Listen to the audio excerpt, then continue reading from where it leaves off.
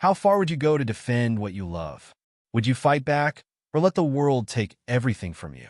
If you're ready for an unbelievable story of resilience and revenge, make sure to like this video, subscribe, and stay till the end because this one is unforgettable. It all started with the sound of glass shattering. A single, sharp crash in the dead of night that echoed through the quiet suburb like a scream. Standing outside his destroyed home, Tyrone Calloway's face was eerily calm. His two-story house, his sanctuary, had been reduced to a smoking ruin. Flames licked at the edges of the charred frame, smoke curling into the midnight sky. The once beautiful garden he and his late wife had nurtured was trampled and scattered with spray-painted racial slurs.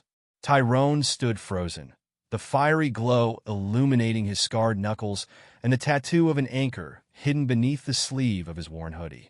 Around him stood the gang, a group of sneering, self-assured young men, led by a towering brute named Jackson King. They had no idea who Tyrone was.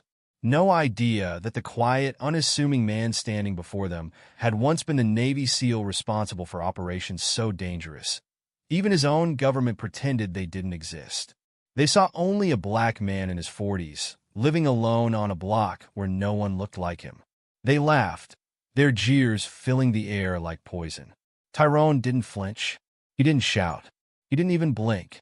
His silence made them uncomfortable, but Jackson leaned closer, shoving Tyrone in the chest with a smirk. "What's wrong, old man? Check out your tongue." Jackson mocked. His boys erupted in laughter, but something shifted in Tyrone's eyes, a flicker of something cold and deadly. Before anyone could react, Jackson stumbled back, clutching his arm, blood dripping between his fingers. Tyrone hadn't moved an inch, but the knife was gone from Jackson's hand, now embedded deep in the wood of a telephone pole. The gang froze, their arrogance draining into unease. Tyrone's voice, quiet and steady, cut through the tension like a blade. "You think you can come here, take what's mine, and walk away?" His words weren't a question, they were a promise. Tyrone Calloway had moved to Silverwood 6 months ago, seeking peace. The small, predominantly white town seemed a far cry from the chaos of his previous life. He kept to himself, spending his days volunteering at the local community center and fixing up his house, a modest but charming structure that had belonged to an elderly couple before him. Despite his efforts to integrate, Tyrone felt the stares. Neighbors offered tight smiles that never reached their eyes. At first, he thought it was his imagination, but when his trash can was repeatedly tipped over, his mailbox bashed in, and whispers followed him in the grocery store, he knew it wasn't just coincidence. The only person who showed him genuine kindness was his next-door neighbor, a young single mother named Sarah Mayfield. Her 10-year-old son, Ben, often wandered over to help Tyrone with yard work. Ben reminded him of his own son, who he had lost years ago in a tragic accident, and Tyrone found himself opening up to the boy in a way he hadn't with anyone in years. "Why don't you just move back to where you came from?" Sarah asked one evening, half joking but with a hint of concern. "This town's got a lot of history, and not all of it's good." "I'm not going anywhere," Tyrone replied firmly. "This is my home now." What Tyrone didn't know was that his presence had caught the attention of Jackson King and his gang. Jackson, a notorious troublemaker, had been arrested several times for petty crimes but always seemed to find his way back onto the streets. He saw Tyrone as an easy target, someone who wouldn't fight back. The harassment started small: graffiti on Tyrone's fence, rocks thrown through his windows. Tyrone ignored it, refusing to give them the satisfaction of a reaction. But the gang's taunts escalated. One day, they slashed the tires on his pickup truck. Another, they set fire to the shed in his backyard. Tyrone stayed quiet, but inside he was seething. He had fought wars in faraway lands, faced enemies who would stop at nothing to destroy him. But nothing stung more than the hatred he faced in his own backyard. Tyrone had just returned home from his late-night shift at the community center when he saw them. The gang was gathered in his front yard, laughing and drinking, their shadows dancing in the light of the fire they had started in his garden. Jackson was at the center, his massive frame towering over the others. "You didn't listen, old man," he called out as Tyrone stepped from his truck. "This is our town. You don't belong here." Tyrone's jaw tightened, but he said nothing. He walked toward his house, his steady steps betraying none of the fury bubbling beneath the surface. The gang erupted in laughter, mistaking his silence for submission. That's when the first rock hit him. Then another. They jeered, calling him every vile name they could think of, but Tyrone kept walking. When he reached his front porch, he turned to face them. "I'll give you one chance," he said evenly. "Leave." The gang laughed harder, their bravado fueled by alcohol and arrogance. Jackson stepped forward, his fist raised, and then, faster than anyone could react, Tyrone moved. The rest was a blur. Jackson's knife flying from his hand, the gang scattering, and Tyrone standing there, unshaken. Jackson, clutching his injured arm, snarled through the pain. "You're dead, Calloway. You have no idea who you're messing with." Tyrone tilted his head, his voice colder than ice. "No, you don't." The gang retreated, their bravado shaken, but this wasn't over. Tyrone knew they'd be back, and next time, they wouldn't come alone. The silence of the night was deceptive. It wasn't peaceful. It was loaded. Tyrone knew the gang wouldn't let their humiliation go unanswered. Jackson King was a man driven by pride and rage, and that kind of man never retreated without plotting his return. Tyrone sat on the edge of his bed, his hands clasped, his breathing slow and measured. His room was sparse, just a bed, a small desk, and a photograph of his late wife, Monica, smiling on their wedding day. He traced the edges of the photo frame with his fingers, his mind slipping into memories of a life before all of this. A life where he was a family man, a husband, a father, a man with something to lose. But that life was gone, and now he was just Tyrone Calloway, the man people underestimated. Downstairs, the house was eerily quiet. The damage from the gang's earlier attack was evident. The broken windows let in a biting draft, and the faint smell of smoke lingered from the fire in the garden. He had extinguished the flames, but the charred remains of his flowers were a stark reminder of the gang's hatred. He glanced at the clock. 2:47 a.m. Most people would have called the police by now, but Tyrone knew better. In his experience, law enforcement didn't always show up for people like him. And even if they did, they couldn't protect him from what was coming. He wasn't about to rely on anyone else. He didn't need to. By sunrise, Silverwood was buzzing. Word had spread quickly about the fight. The gang had twisted the story, making it sound like Tyrone had ambushed them, calling him a dangerous thug to anyone who'd listen. The small-town gossip mill churned out whispers of the incident, and soon enough, Tyrone felt the weight of every judgmental eye on him. At the diner where he went for his usual cup of coffee, conversations hushed as he walked in. Heads turned, and people stared at him like he was some kind of wild animal that had wandered into their midst. He ignored them, keeping his head high, but he couldn't ignore the sting of their disdain. Behind the counter, the waitress, a kind but nervous woman named Ellen, hesitated as she poured his coffee. "Tyrone," she said softly, leaning in, "maybe you should let things cool down. You don't want trouble." Tyrone gave her a tight smile. "Trouble's already here, Ellen. I didn't ask for it, but I'm not running from it." While the town whispered, Jackson King and his gang were planning their next move. They were holed up in Jackson's cousin's garage, a dingy space littered with beer cans and old tools. Jackson's arm was bandaged, his anger barely contained as he paced back and forth. The other gang members watched him warily, their confidence shaken after seeing how easily Tyrone had disarmed him. "You think he's just some regular guy?" Jackson spat. "No one moves like that unless they've been trained. He's dangerous. Maybe we should just leave him alone," one of the younger members muttered, earning a glare from Jackson. "No, we send a message. We show him who runs this town." Jackson's voice was venomous. He had a plan, and it was more than just another petty act of vandalism. This time, he wanted to break Tyrone completely. Tyrone spent the day reinforcing his home. He replaced the broken windows, installed heavy locks on the doors, and cleared the debris from his yard.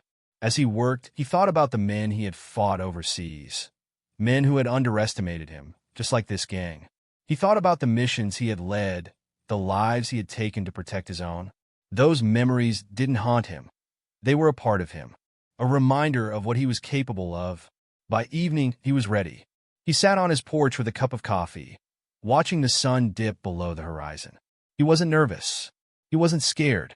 He was waiting. It happened at midnight. Tyrone heard the sound of footsteps before he saw them. At least a dozen men creeping through the shadows, their faces obscured by masks. This wasn't just Jackson's usual crew. He had brought reinforcements.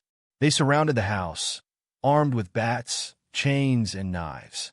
One of them carried a crowbar. Jackson stood at the front, his face twisted into a cruel grin. "Last chance, Calloway!" Jackson shouted. "Come out now, or we're burning this place to the ground." Tyrone didn't answer. He stepped back from the window, his movements deliberate. He had prepared for this. Every exit was secured, every weak point fortified. They thought they were trapping him, but they had no idea they were walking into a trap of his own making. The first Molotov cocktail shattered against the porch, igniting a small blaze. Jackson laughed, the sound echoing in the night. "Let's see you talk tough now," he sneered. Inside, Tyrone grabbed the metal case he had hidden under the floorboards. He opened it, revealing a set of weapons and tools he hadn't touched in years. His fingers brushed over the knife he had carried through countless missions, the grip familiar and comforting. He took a deep breath, steadying himself. This wasn't just about protecting his home. This was about sending a message. As the flames grew outside, Tyrone stepped into the shadows of his living room, his voice cutting through the chaos like a whip. "You came to my house," he called out, his tone deadly calm. "Now it's my turn." The gang fell silent, their laughter dying in their throats. Somewhere in the darkness, a window shattered, and Tyrone disappeared into the night. The air was electric with tension. The gang stood frozen, their bravado faltering as Tyrone's voice echoed in their ears. He was somewhere in the dark, unseen, and the uncertainty gnawed at them. Jackson barked orders, his frustration spilling out. "Spread out.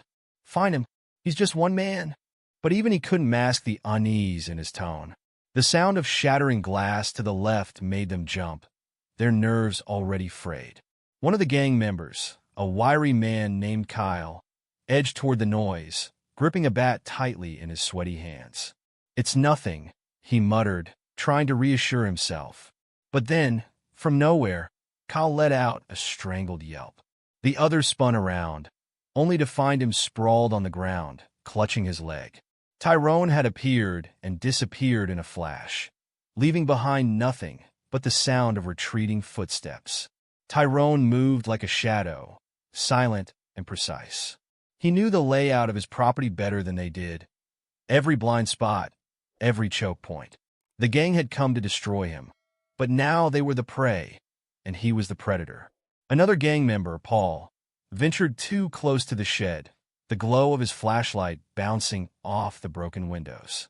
As he peered inside, the door creaked open, and before Paul could react, Tyrone struck. A sharp blow to the back of the head sent him sprawling. By the time the others heard his groan and rushed over, Tyrone was gone again. "What the hell is going on?" Jackson growled, his confidence unraveling. He turned to the group, his eyes wild. "Stay together. He's picking us off one by one." Inside the house, Tyrone took a moment to steady himself. He leaned against the wall, his breath slow and measured. His body moved with muscle memory, each action deliberate and controlled. He wasn't just defending his home, he was sending a message. They had underestimated him, assumed he was weak. They would learn tonight that they had made the gravest mistake of their lives. His mind flicked back to his SEAL training. Rule number 1, control the environment. Make the enemy fight on your terms. That's exactly what he was doing. Outside, panic was setting in. The gang huddled together now, their bravado shattered. One of the younger members, Mason, whispered, "Maybe we should just leave. This guy, he's not normal." Jackson turned on him, grabbing him by the collar. "We're not running. He's just one man, and we're 12. Stop being a coward." But even as Jackson spoke, his voice lacked conviction. He knew this was no ordinary fight. Tyrone wasn't reacting out of fear or desperation. He was hunting them, systematically taking them down. As the gang regrouped near the house, the porch light suddenly flickered on. They flinched, the sudden brightness making them squint. Then came the sound of footsteps, deliberate, heavy steps that seemed to come from every direction at once. "Where is he?" one of them muttered, his voice trembling. Jackson barked out, "Shut up. He's just trying to scare us." But his bravado was cut short by a sharp crack. One of the men screamed, dropping his weapon as he clutched his hand. Tyrone had fired a warning shot, his aim precise, hitting the bat without touching the man. "You've got one chance to leave," Tyrone called out from the shadows. His voice was calm, but there was an edge to it that sent chills down their spines. "Walk away now, and you might make it out of here alive." Jackson's face twisted in rage. "He's bluffing," he shouted, raising his crowbar. "Come on, let's take him out." But before he could take a step, Tyrone appeared, emerging from the shadows like a ghost. In one fluid motion, he disarmed Jackson, his movements so fast the gang barely registered what had happened. Jackson stumbled back, his weapon now in Tyrone's hands. "Wrong move," Tyrone said coldly. Chaos erupted. The gang scattered, their courage finally crumbling. Tyrone moved through them like a force of nature, each strike calculated and efficient. One by one, they fell, some incapacitated, others fleeing into the night, their cries echoing through the dark. But Jackson wasn't done. He refused to back down, his pride driving him forward. He lunged at Tyrone with a knife he had pulled from his boot, but Tyrone sidestepped easily, twisting Jackson's arm and sending the knife clattering to the ground. Jackson fell to his knees, gasping for breath. "Who the hell are you?" he rasped, his voice filled with a mix of anger and fear. Tyrone stared down at him, his expression unreadable. "Someone you should have left alone." Before Tyrone could deliver the final blow, the sound of sirens pierced the night. The gang's chaos had drawn the attention of the police, their flashing lights now illuminating the scene. Tyrone stepped back into the shadows, disappearing as quickly as he had appeared. Jackson was left kneeling in the dirt, the police closing in. But as they cuffed him, his mind wasn't on the charges he was about to face. It was on the man who had dismantled his entire crew with nothing more than his hands and his wits. And Jackson knew one thing for sure. This wasn't over. The sirens faded into the distance, but the chaos they left behind lingered. The gang had been rounded up, their bravado stripped away, replaced by fear and confusion. For Jackson King, however, the fear didn't come from the police. It came from the man who had silently and effortlessly dismantled everything he had built. Tyrone Calloway watched from the shadows as the squad cars disappeared down the road. He remained perfectly still, blending into the darkness like a ghost. His breathing was steady, his mind sharp. The fight wasn't over. It never was. Jackson would be back, and next time, he wouldn't come empty-handed. By morning, the neighborhood was buzzing with activity. The smell of smoke still clung to the air, and the charred remains of Tyrone's porch were a stark reminder of the night's events. Sarah Mayfield, his next-door neighbor, stood at the edge of his yard, her face pale and drawn. "Tyrone," she called out hesitantly, spotting him repairing the front steps. "Are you okay?" He looked up, his expression calm but tired. "I'm fine, Sarah." She stepped closer, lowering her voice. "I saw the police take them away." "What happened?" "Just some kids with too much time on their hands," he said, brushing off her concern. But Sarah wasn't convinced. She glanced at the wreckage and then at Tyrone, noticing the faint bruise forming on his knuckles. "You need to be careful. They're not going to stop." "I can handle it," Tyrone said simply, his tone leaving no room for argument. Sarah hesitated before nodding. "If you need anything, you know where to find me." Meanwhile, Jackson King sat in a holding cell at the Silverwood police station, seething. His pride had been crushed, and his gang scattered like leaves in the wind. But even as he nursed the injuries Tyrone had inflicted, his mind raced with plans for revenge. Sitting across from him was Detective Alan Carter, a middle-aged officer with a grizzled beard and tired eyes. Carter had been dealing with Jackson's antics for years and knew the boy was trouble. But even Carter was surprised by the sheer violence of the previous night. "What happened out there, Jackson?" Carter asked, leaning back in his chair. "You and your boys picked the wrong house?" Jackson's jaw tightened, his knuckles white as he gripped the edge of the table. "You wouldn't understand." Carter raised an eyebrow. "Try me?" Jackson hesitated, his mind flicking back to the man who had dismantled his crew without breaking a sweat. "He's not normal," Jackson muttered, almost to himself. "That guy, he's something else?" Carter's curiosity was piqued. "Who's that guy? You talking about Calloway?" Jackson's eyes narrowed. "You'll see. He thinks he won, but this isn't over." Carter shook his head, scribbling something in his notebook. "You keep playing these games, Jackson, and you're going to end up 6 feet under. Maybe it's time you grow up." Jackson didn't respond. His mind was already elsewhere, plotting his next move. Back at his house, Tyrone sat in his kitchen, staring at the photograph of his late wife and son. The events of the previous night had stirred memories he'd tried to bury.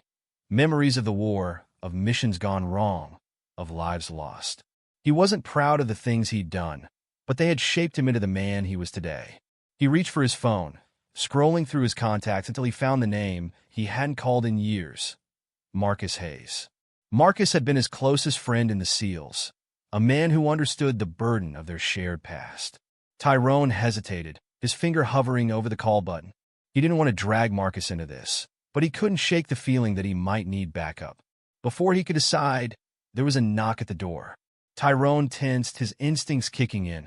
He stood, moving silently to the door and peering through the peephole. To his relief, it was Sarah, holding a plate of cookies. He opened the door, a faint smile playing on his lips. "You didn't have to do that." "I know," Sarah said, stepping inside.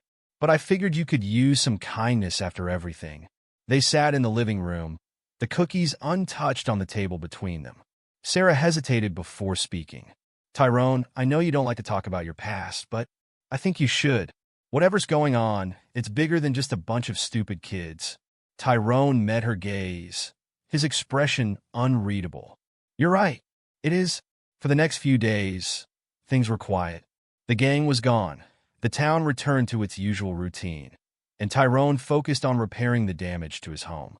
But the quiet only made him more uneasy. He knew better than to believe it would last.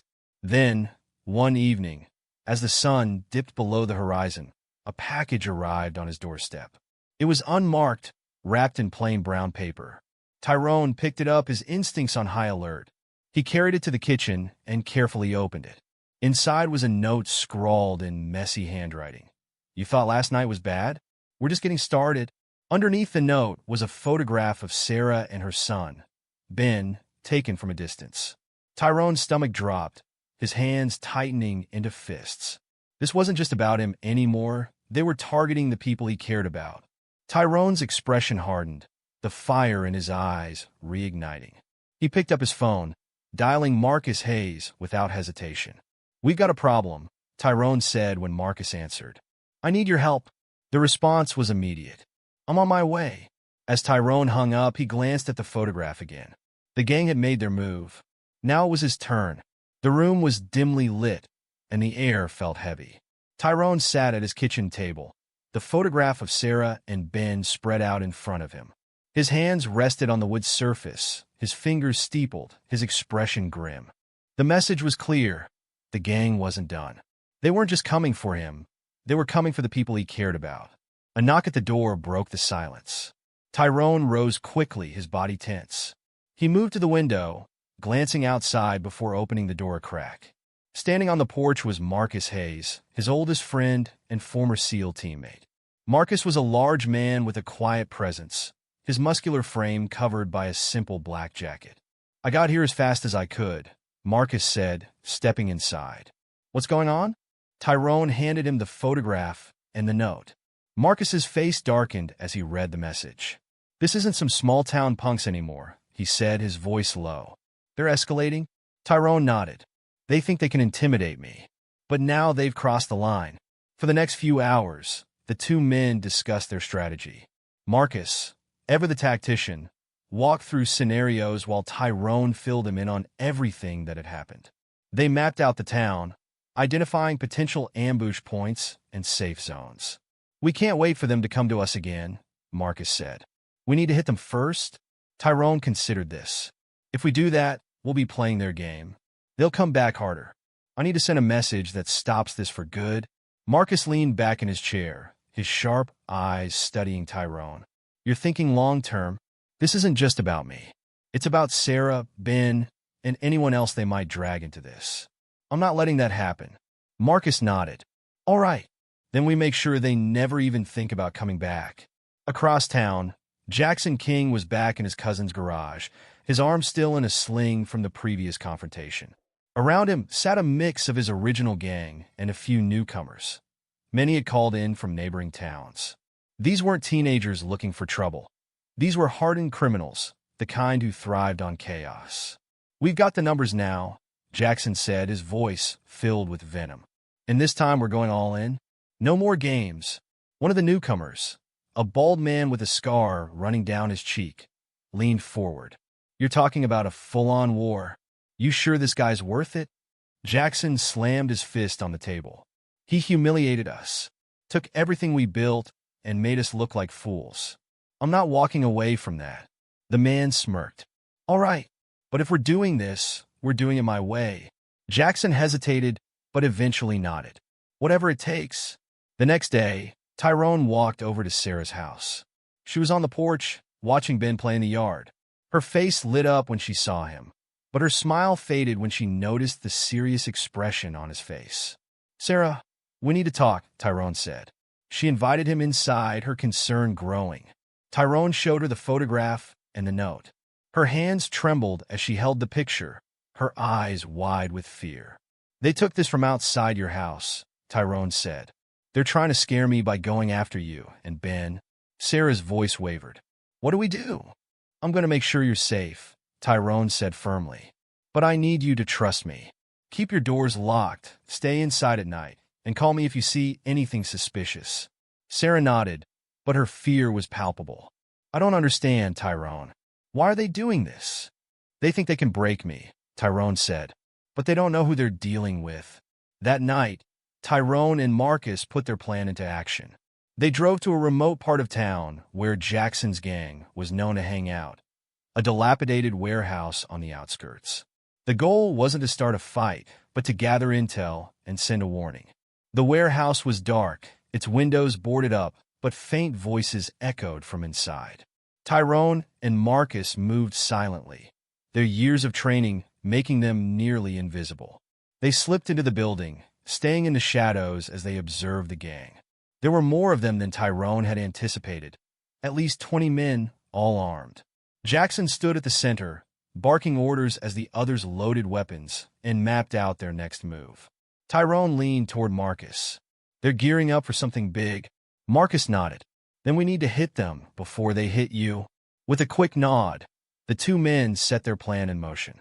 Marcus moved to the back of the warehouse, disabling the gang's vehicles by slashing tires and cutting wires.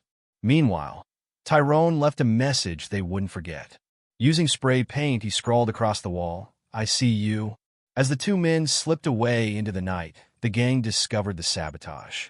Their shouts of anger filled the air, but Jackson's fury turned to unease when he saw the message on the wall. He's watching us, one of the men muttered, his voice trembling. Jackson's jaw tightened. Let him watch. Next time, we'll be ready. Back at his house, Tyrone stood on the porch, his gaze fixed on the horizon. The fight was far from over, but he wasn't afraid. He had Marcus by his side, and he had something the gang didn't: discipline, experience, and a cause worth fighting for. Suddenly, Marcus emerged from the house, his phone in hand. We got a problem, he said, his voice grim. They're not just coming for you. They're coming for the whole neighborhood. Tyrone's expression hardened. Then we stopped them here. The stillness of the early morning was deceptive. Tyrone stood at his kitchen window, staring out at the quiet neighborhood. Children's bikes leaned against fences, wind chimes clinked softly in the breeze, and birds flitted through the trees. It all looked peaceful, but Tyrone knew better. That peace was a fragile illusion, hanging by a thread. Marcus's warning echoed in his mind. They're not just coming for you. They're coming for the whole neighborhood. They want to make a statement, Marcus had said. Turn this place into a war zone. Tyrone had seen this kind of tactic before, during his time overseas, chaos as a weapon. He wasn't going to let that happen here. By mid-morning, Tyrone and Marcus began reaching out to the community. Tyrone walked door to door, speaking to his neighbors. Most of them were hesitant, their fear of retaliation outweighing their desire to stand up. "I'm just trying to keep my family safe," one man said, avoiding Tyrone's eyes as he closed the door.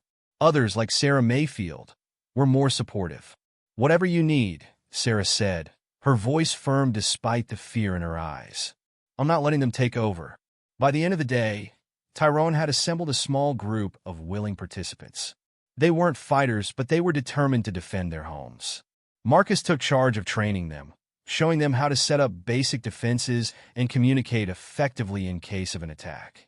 "It's not about fighting them head-on," Marcus explained to the group. "It's about staying one step ahead. We're going to make this neighborhood a place they don't want to mess with." On the other side of town, Jackson King stood in the middle of the same warehouse Tyrone had infiltrated. His gang was on edge, the tension palpable.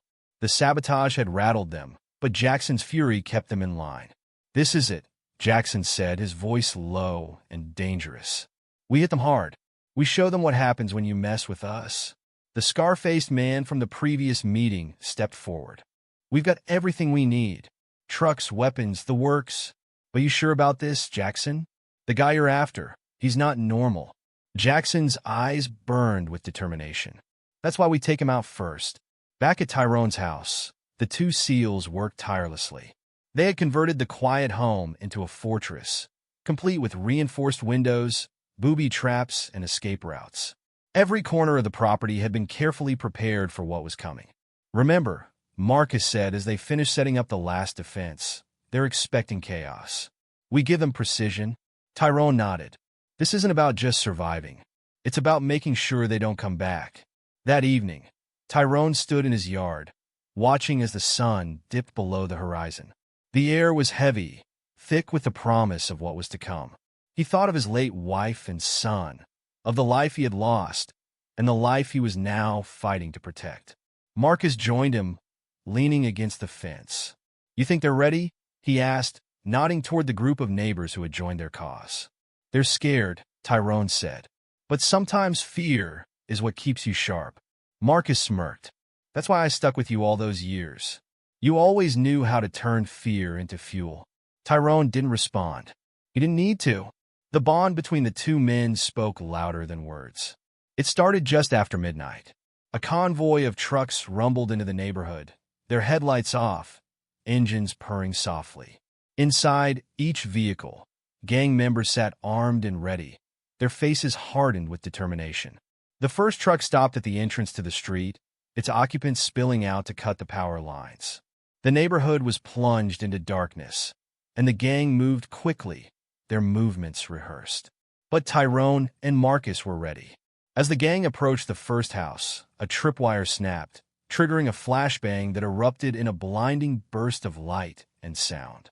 The attackers reeled, disoriented, giving Tyrone's group time to respond. From the safety of their homes, the neighbors activated floodlights, powered by backup generators, illuminating the street like a stage. Marcus, stationed on a rooftop, used a high-powered spotlight to track the gang's movements, directing the defenders via walkie-talkie. "They're regrouping near the blue truck," Marcus called out. Tyrone moved through the chaos like a ghost, his years of training making him nearly invisible. He struck quickly and efficiently, disabling vehicles and taking out key players before melting back into the shadows. His precision rattled the gang, who found themselves on the defensive for the first time. Jackson's voice rang out, trying to rally his crew. "Stay together. Don't let him pick you off." But the more they tried to fight back, the more they fell into Tyrone's traps. One man tried to climb a fence, only to be caught by a cleverly hidden snare. Another stumbled into a patch of caltrops, his scream piercing the night. As the battle raged on, Jackson found himself face-to-face with Tyrone. The two men squared off in the middle of the street, the chaos swirling around them. "You should have stayed out of this," Jackson snarled, raising a crowbar. Tyrone's eyes were cold, his voice steady. "You made this personal. Now you're going to pay." Before Jackson could respond, a deafening explosion erupted behind him. One of the trucks had been rigged to blow, and the force of the blast sent shockwaves through the street. The fight wasn't over, but neither man knew how far it was about to go. The roar of the explosion shattered the night, a fiery plume lighting up the street. Debris rained down as Jackson King staggered backward, his face lit with a mix of shock and rage. Tyrone didn't flinch, his focus razor-sharp, his stance steady. The man who had once been underestimated now stood as an immovable force in the chaos Jackson had unleashed. "Calloway!" Jackson bellowed, his voice hoarse over the ringing in his ears. "This isn't over." Tyrone's expression remained unreadable, his voice calm but cutting. "It's over when I say it's over." Before Jackson could charge, Marcus's voice crackled over the walkie-talkie clipped to Tyrone's belt. "They're trying to flank you. Watch your six." Without hesitation, Tyrone stepped back into the shadows, vanishing into the chaos. Jackson shouted after him, his frustration boiling over, but Tyrone was already gone. As the gang tried to recover from the explosion, the neighborhood's defenders sprang into action. Armed with makeshift weapons and guided by Marcus's instructions, the residents turned their street into a battlefield. Floodlights illuminated every corner, and barricades funneled the attackers into choke points where they were quickly overwhelmed. Sarah Mayfield stood at the window of her house, clutching a baseball bat. Her son, Ben, crouched behind her, clutching his mother's arm. Sarah's fear was evident, but so was her determination. When one of the gang members tried to force his way through the front door, Sarah swung the bat with all her strength, sending the man sprawling. "Mom?" Ben whispered, his voice trembling. Sarah knelt down, cupping his face in her hands. "It's going to be okay," she said, though her voice wavered. "We've got people like Mr. Calloway looking out for us." Meanwhile, Tyrone and Marcus moved with precision, dismantling the gang's operation piece by piece. Marcus had taken a position on a nearby rooftop, using a scoped rifle to provide overwatch. He wasn't firing live rounds. His shots were meant to disable, not kill, but the precision of his aim kept the gang off balance. "Truck on the south side," Marcus called out through the walkie. "They're trying to regroup?" "On it," Tyrone replied. Tyrone moved like a shadow, slipping between buildings until he reached the truck. Two gang members were loading weapons into the back when Tyrone struck, disarming them in seconds. He left them incapacitated, their weapons scattered, before moving on to the next target. The gang's numbers were dwindling, and Jackson knew it. He paced in the middle of the street, barking orders, but his men were losing their nerve. Some had already fled, disappearing into the night, while others hesitated, unsure if the fight was worth it. Jackson's second-in-command, the scar-faced man, approached him. "We need to pull out," he said, his voice urgent. "This is a losing battle." Jackson shoved him back. "We're not leaving. Not until Calloway's down." "He's not the one going down," the man muttered under his breath, but he didn't press further. Tyrone returned to Marcus's position, the two men surveying the battlefield. The gang was scattered, their remaining vehicles disabled, their morale shattered.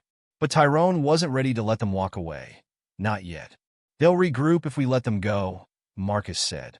"You know that, right?" Tyrone nodded. "That's why we finish it here." He took the walkie-talkie and called out to the neighborhood defenders. "Hold your ground. Keep them contained." As the neighbors reinforced their positions, Tyrone and Marcus made their way to the center of the chaos, where Jackson and his remaining men were trying to rally. Jackson spotted them, his face twisting into a snarl. "You think you've won?" he shouted. "You have no idea who you're messing with." Tyrone stepped forward, his voice calm and steady. "I know exactly who I'm messing with. A coward who hides behind numbers." Jackson lunged at him, but Tyrone sidestepped easily, delivering a calculated blow that sent Jackson sprawling. The fight was brutal but one-sided. Tyrone's training and experience outmatched Jackson's raw aggression at every turn. As Jackson lay on the ground, gasping for breath, the sound of approaching sirens filled the air. The gang's defeat was complete, and the police were closing in. But just as Tyrone turned to Marcus, a gunshot rang out, the sound sharp and sudden. Tyrone froze, his instincts kicking in as he scanned the scene. Across the street, the scar-faced man stood with a smoking pistol, his face twisted with anger. The bullet hadn't hit Tyrone, but it had hit someone. He turned slowly, his heart sinking as he saw who was behind him. The world seemed to slow as Tyrone turned to see who had been struck. His heart sank when his eyes landed on Sarah, crumpled on the ground just outside her front door. Ben knelt beside her, his small hands clutching her arm as tears streamed down his face. "Mom! Mom, wake up!" Ben cried, his voice trembling with fear.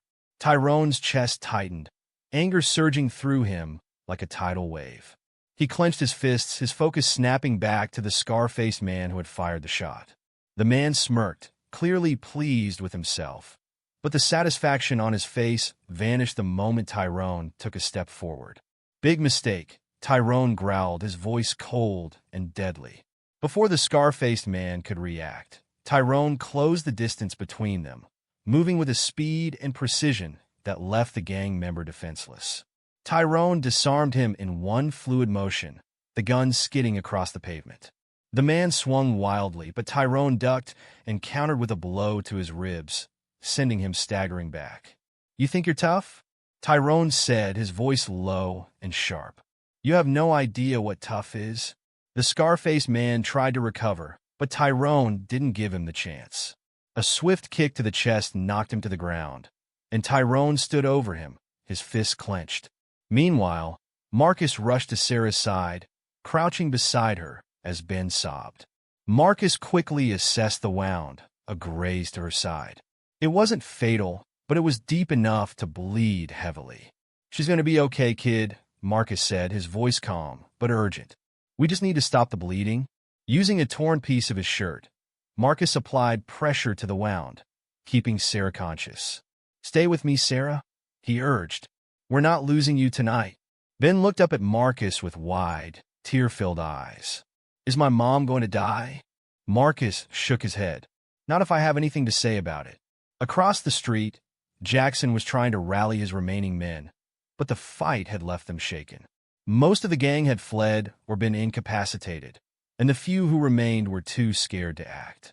Jackson spotted Tyrone standing over the scar-faced man and let out a roar of frustration. "Get up," he shouted, directing his anger at his fallen comrade. "You're not going to let him take us down." But the scar-faced man was already out of the fight, groaning as he clutched his side. Jackson clenched his fists, his frustration boiling over. If no one else was willing to step up, he would take Tyrone down himself. He charged at Tyrone, swinging wildly, but Tyrone was ready. He sidestepped Jackson's attack, using his momentum against him.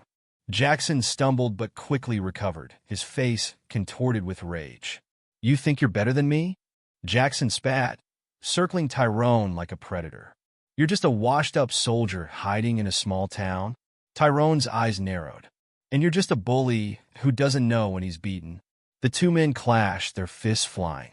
Jackson fought with brute force, but Tyrone's years of training made him a step ahead at every turn.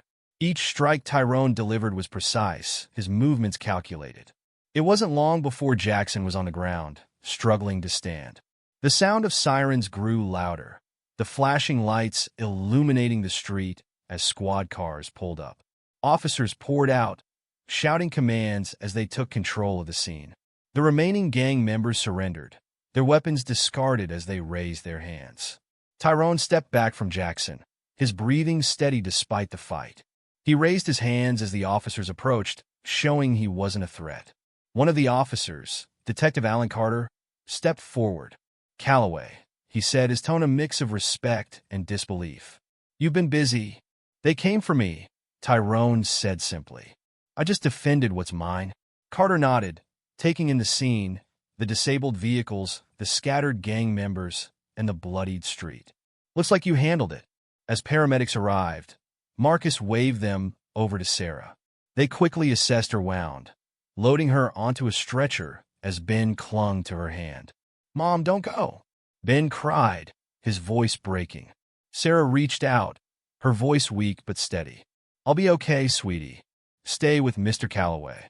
Marcus placed a reassuring hand on Ben's shoulder. "She's in good hands, kid. Let them do their job."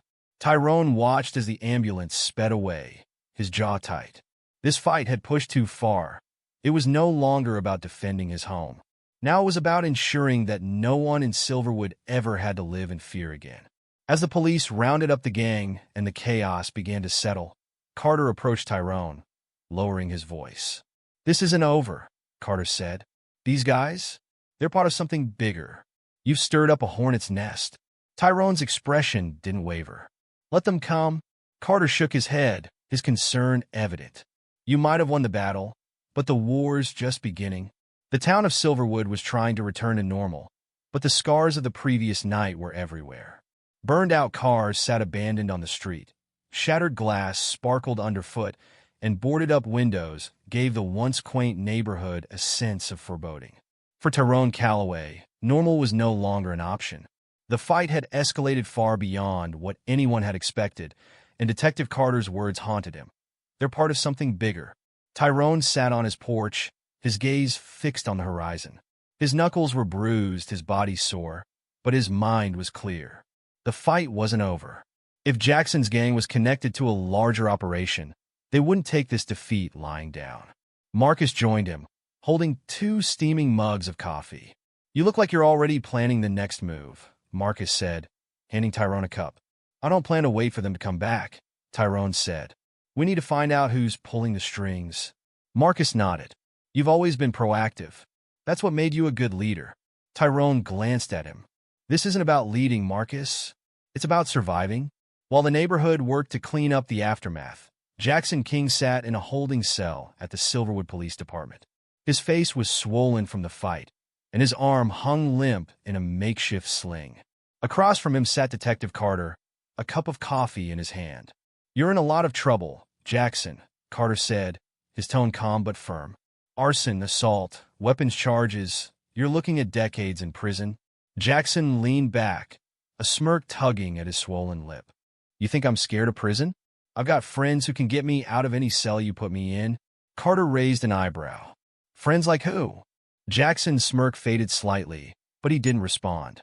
Carter leaned forward, his voice dropping. "We know you're not the one calling the shots. You think your buddies are going to bail you out? They'll hang you out to dry the moment you're not useful." Jackson's jaw tightened, but his silence was telling. Meanwhile, Tyrone and Marcus began their own investigation. Using contacts from their military days, they tapped into a network of informants and resources. Tyrone reached out to an old friend, Charlie Evans, who had transitioned from military intelligence to private investigations. "You're stirring up some serious trouble, Ty," Charlie said over the phone. "Jackson King's crew is just the tip of the iceberg. Word on the street is they're tied to a much larger organization. Human trafficking, weapon smuggling, you name it." "Do you have names?" Tyrone asked. "I've got one for you," Charlie said. "Eli Mendoza. He's a mid-level enforcer, runs operations in your area. If Jackson's reporting to anyone, it's him." Tyrone exchanged a glance with Marcus, who nodded grimly. "Thanks, Charlie." "Be careful, Ty," Charlie added. "These people don't play by the rules." That night, as the town settled into an uneasy calm, an unfamiliar car pulled into the Silverwood police station parking lot. A tall, well-dressed man stepped out, his sharp suit contrasting with the grittiness of his surroundings. His name was Eli Mendoza. He strode into the station, his presence commanding attention. The desk officer looked up, startled. "Can I help you?" "I'm here to see Jackson King," Mendoza said, his voice smooth but firm. "I believe he's in your custody." The officer hesitated. "I'm not sure if—" "I wasn't asking," Mendoza interrupted, sliding a card across the desk. "Get your superior. Now." Detective Carter appeared moments later, his expression wary. "And you are?" Mendoza offered a cold smile. "I'm Jackson King's legal representation." Carter's eyes narrowed. "Funny, Jackson never mentioned a lawyer. Let's just say I have a vested interest in his well-being," Mendoza said. "Now, unless you want a legal headache, I suggest you bring him to me." The next day, Tyrone and Marcus tracked Eli Mendoza to a high-end restaurant in the nearby city. Tyrone's network had provided Mendoza's location, and the 2 men arrived prepared. Dressed inconspicuously, they slipped into the restaurant, keeping their distance as they watched Mendoza. "He's got 2 men with him," Marcus observed, noting the bodyguards flanking Mendoza's table. "They're packing." Tyrone nodded. "We're not here to fight. We're here to gather intel." As they watched, Mendoza's phone rang. He answered it, his expression darkening as he listened. That's not acceptable, Mendoza snapped. I don't care what it takes. Handle it. Now. Tyrone and Marcus exchanged a look. Whatever Mendoza was involved in, it was escalating. As Mendoza ended the call and rose from his table, Tyrone's phone buzzed in his pocket. It was Charlie. Ty, you've got a problem, Charlie said, his voice urgent. Mendoza's men are moving on Silverwood. They're planning to retaliate tonight. Tyrone's jaw tightened. How many? Enough to finish what Jackson started, Charlie said. You need to get back there. Now. Tyrone hung up, his mind racing. He turned to Marcus. They're going after the neighborhood? Marcus nodded. Then we make sure they regret it. The two men slipped out of the restaurant, their mission clear. The fight was coming to Silverwood, and this time, it was going to be bigger than anything they had faced before. The silence was heavy, the kind that grips the air just before chaos erupts. Tyrone Calloway stood at the edge of his yard, his muscles tense, his gaze locked on the horizon. The quiet was unnerving, unnatural, a prelude to the storm he knew was coming. Marcus Hayes stood beside him, his rifle slung across his back, his sharp eyes scanning the darkened streets of Silverwood. They're coming for blood, Marcus said, his voice even but filled with an unspoken gravity. You know that? Tyrone nodded, his jaw tightening. Let them come. The neighborhood had been a flurry of activity earlier in the day. Tyrone and Marcus had worked tirelessly to prepare the residents, reinforcing barricades, setting traps, and making sure everyone understood their roles. The people of Silverwood weren't soldiers, but they had something Mendoza's men didn't, a cause worth fighting for.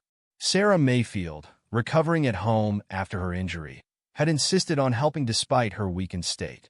From her porch, she handed out supplies, flashlights, medical kits, and tools to the neighbors.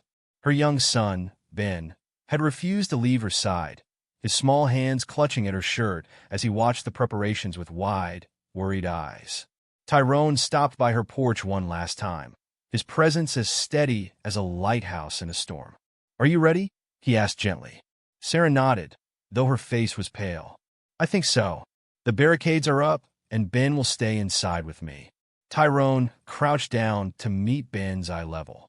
You're going to stay close to your mom? Okay. If anything happens, you hide where we talked about. Ben nodded solemnly. Will you stop the bad guys, Mr. Calloway? Tyrone smiled faintly. I'll do my best. Just after midnight, the silence broke. A convoy of black SUVs rolled into the neighborhood, their engines purring ominously. The vehicles moved slowly, their headlights off, their shapes barely visible against the inky darkness. Tyrone and Marcus were already in position, watching from the shadows. Marcus had set up on a rooftop overlooking the street, his rifle trained on the approaching vehicles. They've got at least 3 trucks, Marcus reported over the walkie-talkie. And a dozen men, maybe more? Copy that, Tyrone responded. He turned to the small group of neighbors stationed behind the first barricade. Remember, stay low, stay quiet, and don't engage until we give the signal. The SUVs came to a stop near the center of the neighborhood. The doors opened, and armed men spilled out, their movements coordinated and deliberate. At the center of it all was Eli Mendoza, stepping out of the lead vehicle. He adjusted his suit jacket, his sharp eyes scanning the quiet street. He looked more like a businessman than a gang leader, but the cold calculation in his gaze spoke volumes. Tyrone Calloway, Mendoza called out, his voice smooth and mocking. I know you're out here. Why don't you come out and make this easy? Tyrone stepped into the glow of a nearby streetlight, his silhouette sharp against the darkness. You're trespassing, Mendoza, he said evenly. Turn around and leave while you still can. Mendoza smirked, motioning to his men. You don't seem to understand how this works. You don't give the orders. I do. Marcus's voice crackled over the walkie-talkie. Say the word. Tyrone raised his hand in a silent signal. A second later, a single shot rang out, shattering the eerie quiet. The bullet didn't hit anyone but struck a streetlight, sending sparks raining down. Mendoza flinched, his men tensing as they looked around for the source. Looks like you're not the only one who gives orders, Tyrone said, his voice cutting through the tension. The quiet erupted into chaos. Mendoza's men surged forward, but they were immediately met with resistance. The barricades funneled them into narrow paths, where they stumbled into tripwires and pressure-activated traps. Floodlights snapped on, blinding the attackers and making them easy targets for Marcus and the residents. From his perch, Marcus picked off Mendoza's men with precision shots.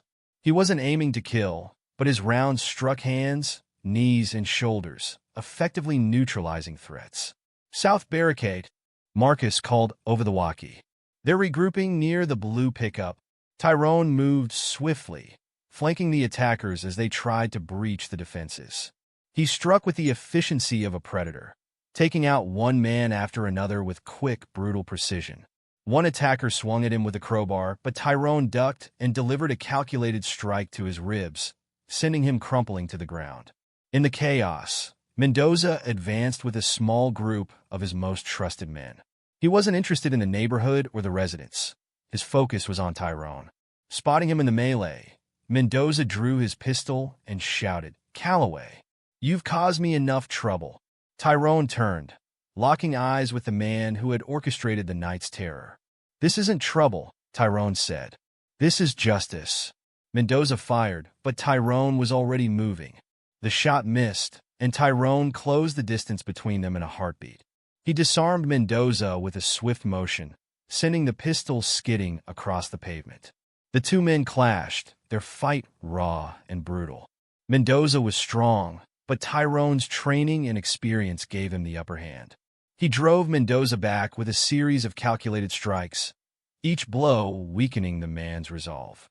"You think you're untouchable," Tyrone growled, slamming Mendoza against the hood of an SUV. "But you're not." Meanwhile, Marcus and the residents continued to hold the line. The attackers' numbers dwindled as more of Mendoza's men fell or fled. Sarah, from her vantage point, coordinated supplies and first aid, her fear replaced by a fierce determination. Ben watched from the window, his small hands pressed against the glass. "Mom, is Mr. Calloway going to win?" Sarah glanced at Tyrone, still locked in combat with Mendoza. "He's the strongest person I've ever met," she said. "He'll win." With Mendoza subdued and his men scattered, the sound of sirens filled the air.